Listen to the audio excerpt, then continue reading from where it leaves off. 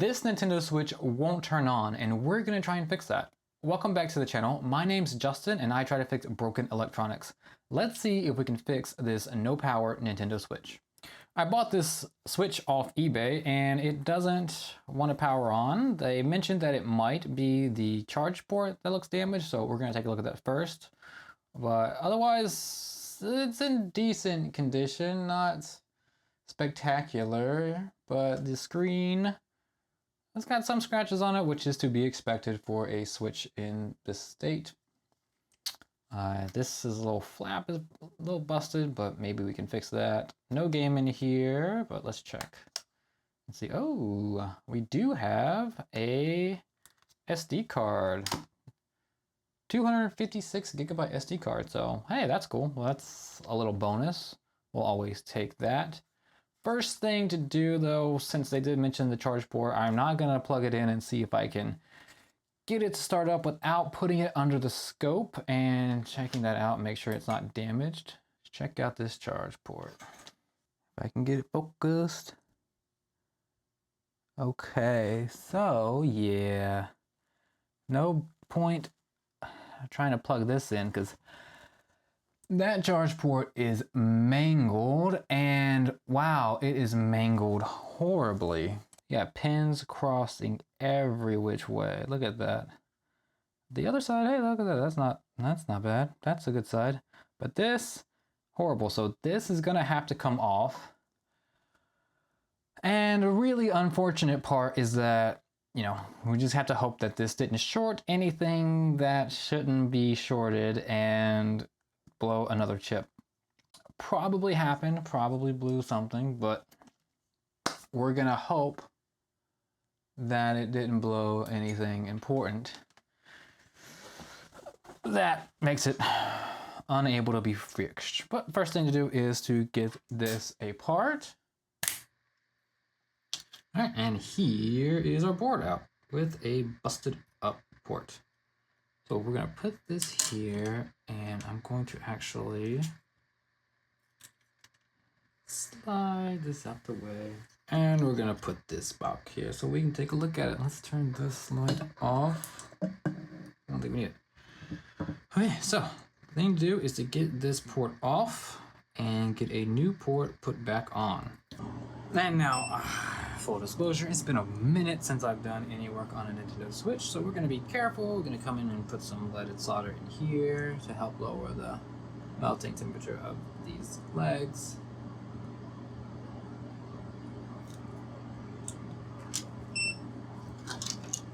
Just to give ourselves a little bit of help today.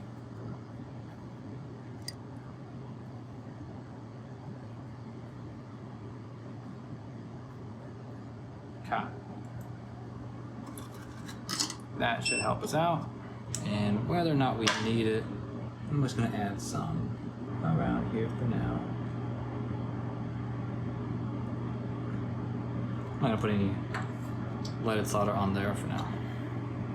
And so it seems my soldering skills aren't the only thing that need improving, so does my content creation, because it's at this point my microphone battery died and I didn't realize it. So I'm gonna have to do this voiceover the old-fashioned way in post-production.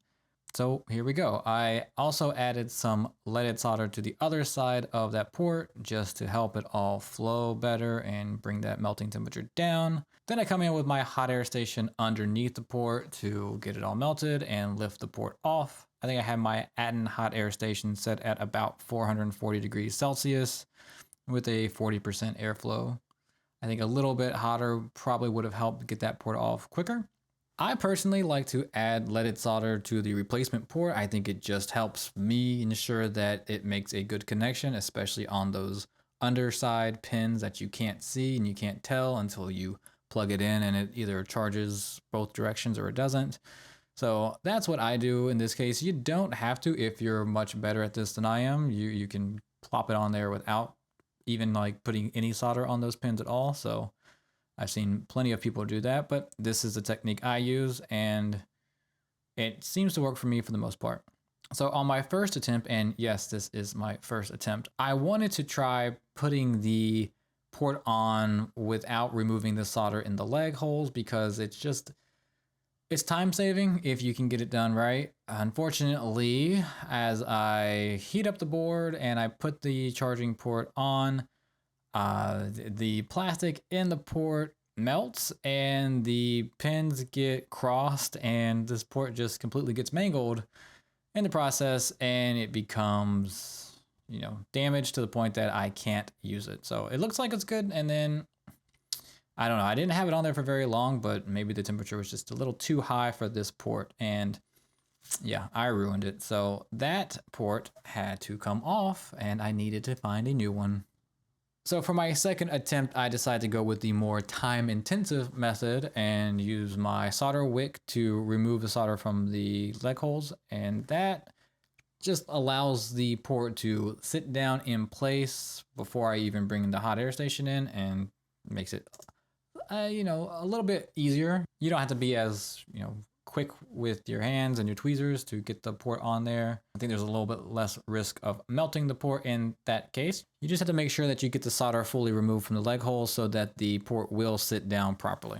And I did add some leaded solder to the pads just to help everything out. I come in again with the hot air from the bottom of the board, and you can see the solder melt. It gets shiny, and that's when we know it's okay to put our port on. I place it on and hold it in place until it makes a good solid connection all around. Again, you can't tell when you put it on if it's connected to the internal pins, but the external ones look great, and I'm happy with the way it turned out. And of course, you have to come in and add some leaded solder to the legs to hold the port in place. And yes, it does go all the way through, so that is a good solid connection and a good clean port replacement, minus the slight misstep with the first port. But hey, it's better than it was. Let's see if I plug this in, I get nothing. It kind of tried to come on, but then it gave me nothing. So how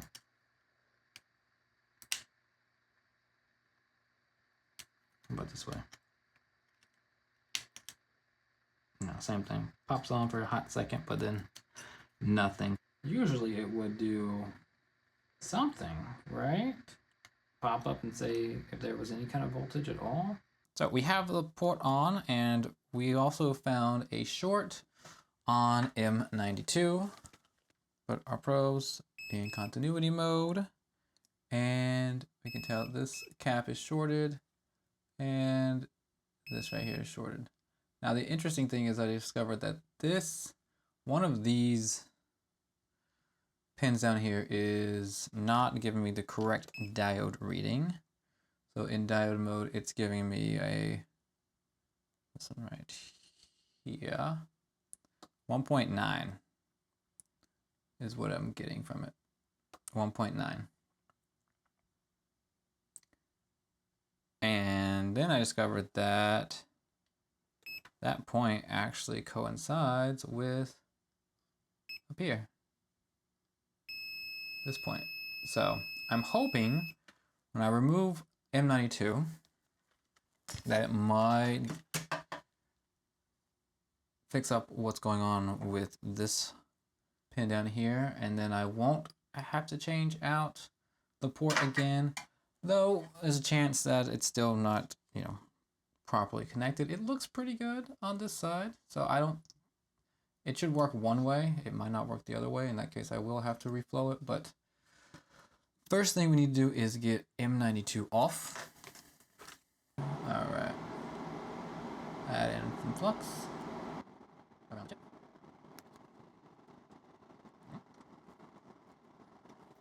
Then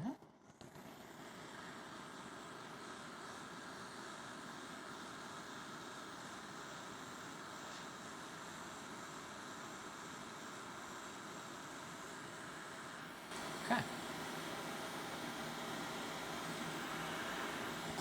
I did.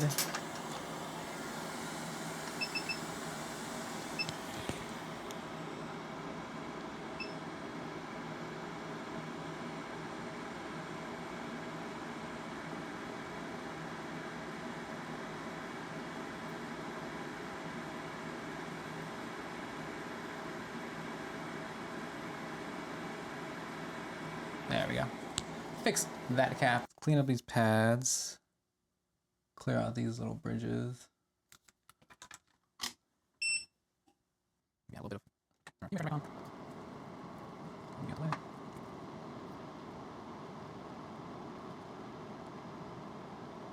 I need a lot more flux.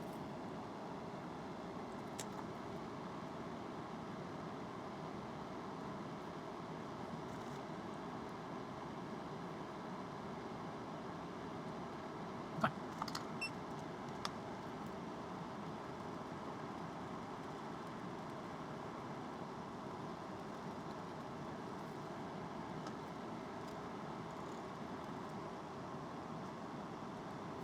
And now, let's see if we get something. If that short is cleared now. Good, no short there. And is this still connected to? It is. What is that now? 0.778. I mean, it's a little high still, but definitely better than it was. But that short's gone, which is good. Now we just need to replace M92. Here's our new M92 chip. And add some flux right here, then around here.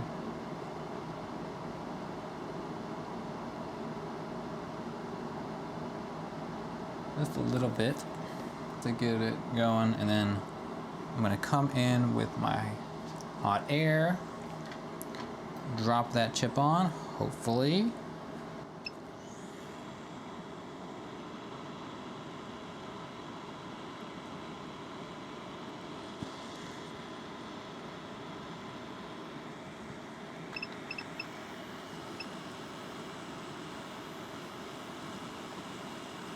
Okay, now that it's all melted, we can come in with our chip.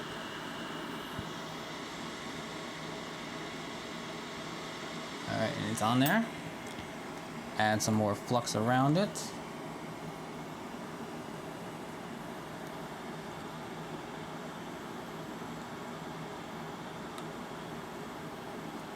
And come back in.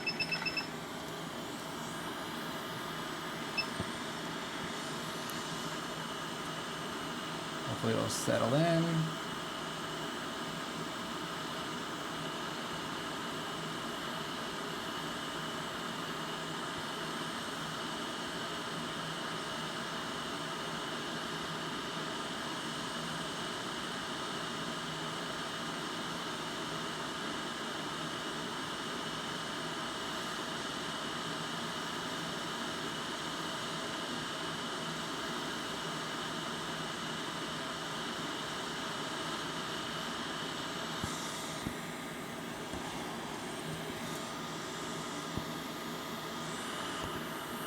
And push down.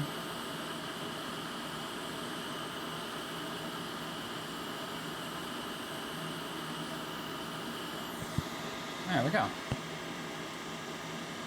Hold it.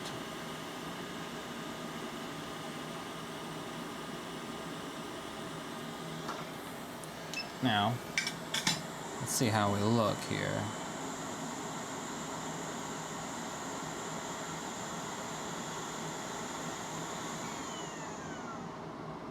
Okay, well, it looks to be in at least lined up correctly, and this side looks great.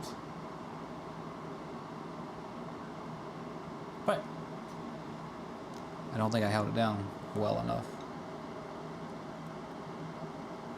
So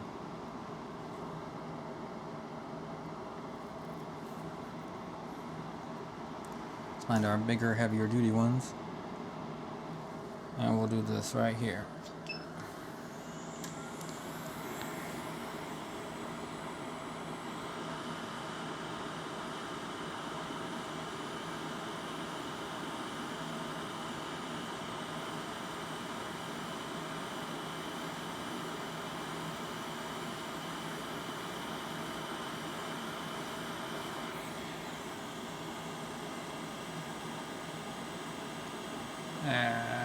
That's a little bit better, I think.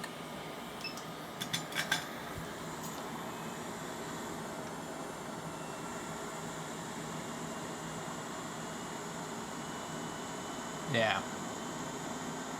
There we go. Still not great on this side though.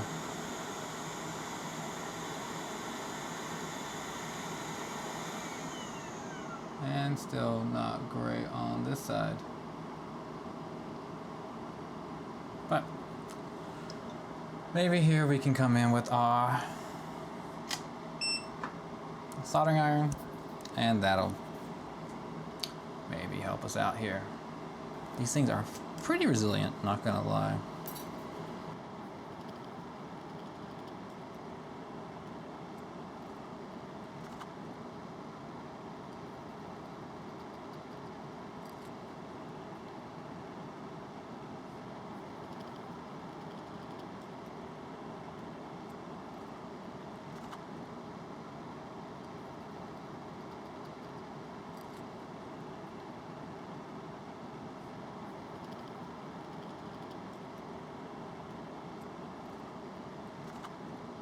Yeah, it's getting in there like we want to see. Okay, so let's get some of this flux out of the way so we can see our work. Like I said, I am not a professional, and I am not even very good at this, I would say. But I try my best to not make huge mistakes and take my time. And if you're trying to learn, that's about the best advice I can give you.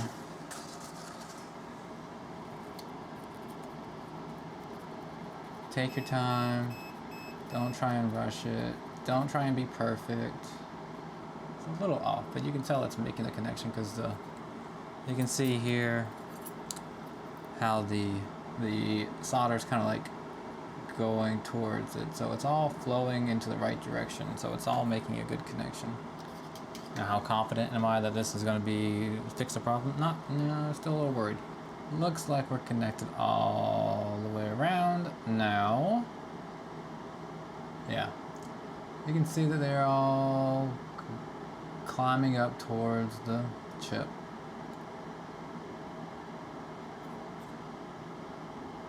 Very good. Let us see. After this, clean up our area. And check to make sure we don't have any shorts again present. I think the next step is to turn the fan off so I can not have to shout, is to put it back in the chassis and see if we get any changes, any charging, any powering on. Okay, here we are with it back in the chassis. I think enough to test. Let's see if we get anything different. Oh, it turns on now. 5 volts, but no amps.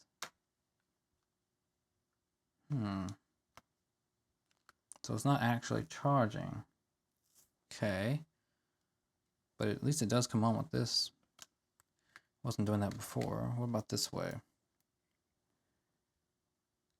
Okay, 5 volts and no amps again. So yeah, there's still a problem. Let's see if we have, let's see if we blew M92. Oh, you know what?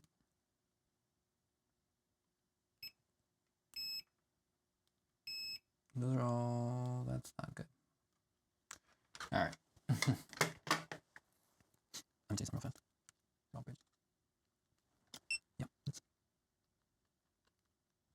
I get that off of there.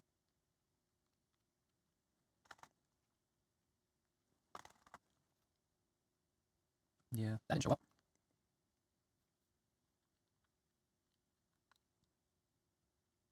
All right, I think that got those two. Come on.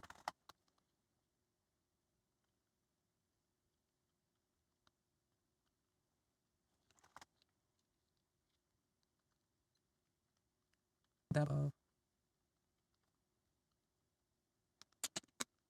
Yeah.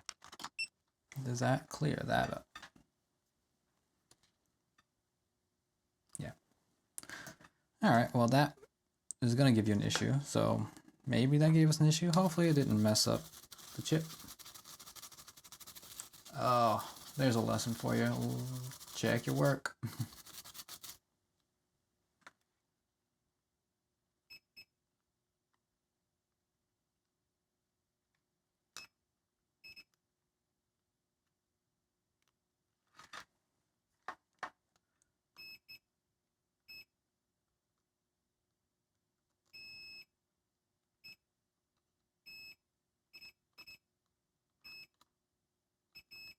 No, should be good.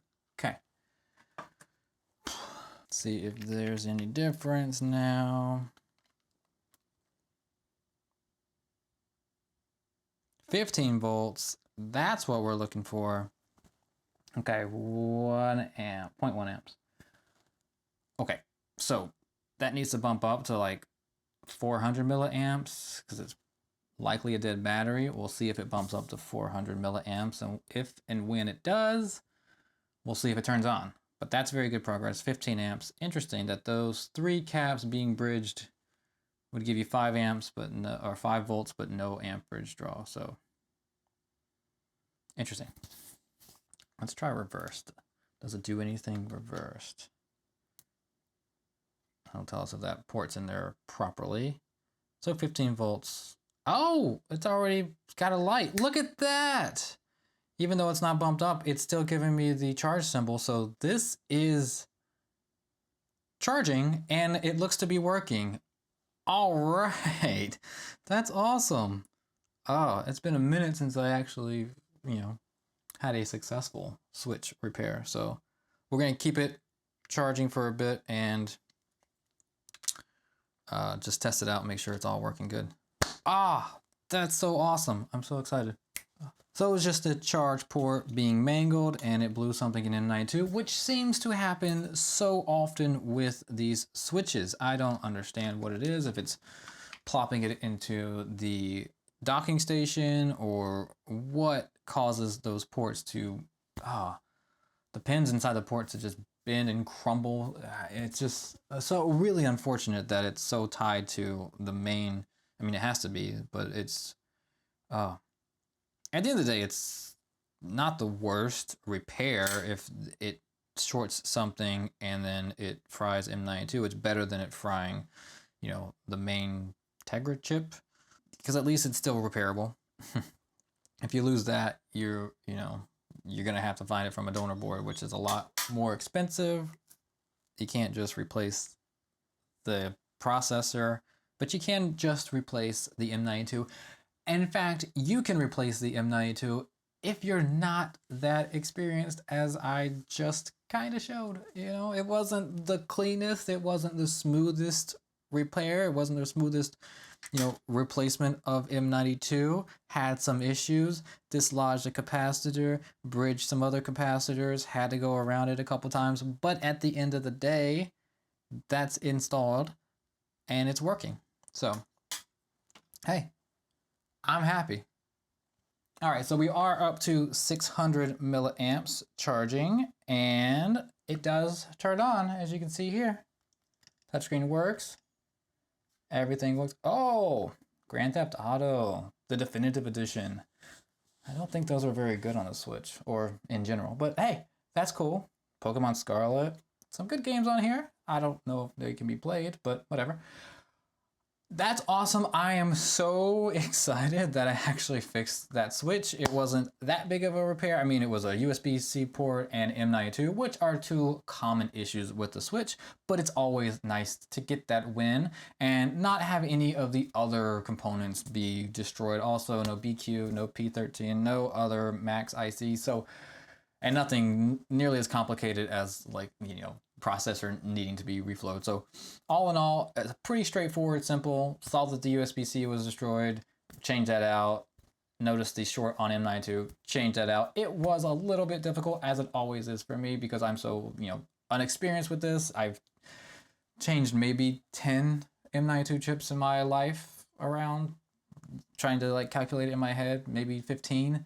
So I don't have a whole lot of experience, but I just hope that this shows, even if you don't have a lot of experience, if you take your time, if you try, just, you know, you're patient with yourself, and if you have good tools, and I will credit my tools in this case, I think my hot air station and my soldering iron were really helpful in this. They were, you know, they did great on this repair.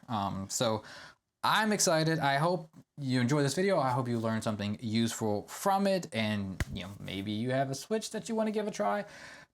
I say go for it. You know, you could brick it. Obviously, you could damage it worse, but you're never gonna learn unless you try and start somewhere. So I hope that this inspires you to go out there and fix things, or just, hey, maybe just watch more videos. Either way, and I'll put it out there again. If anyone has a device that they want me to fix, just reach out at fixmorewasteless@gmail.com. You know, you might not want to trust me with your switch, but if it's a last resort and you don't want to pay for a repair, yeah, maybe you do. I don't know. Either way, I hope you have a wonderful rest of your day, and we'll catch you in the next one.